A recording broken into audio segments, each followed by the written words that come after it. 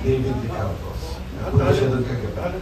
And, you know, total of, I have a rally yesterday.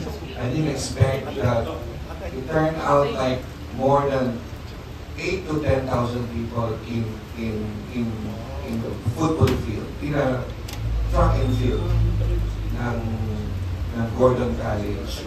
So si David Vicalcos was there yesterday. I didn't expect na darating siya. Mga tumulong. For now, itong election na to, Philippines, they help me. They're always there every time I need their support.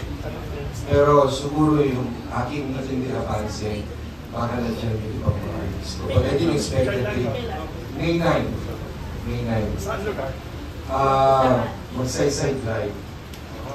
Magsaysay drive. Kasi nga, ang konsepto ko, i-recover ko ang magsaysay drive, which is the main tourism industry ng Olongapo. And I want to show to them, you know, that I'm serious of doing, you know, ayusin natin entertainment ng Olongapo.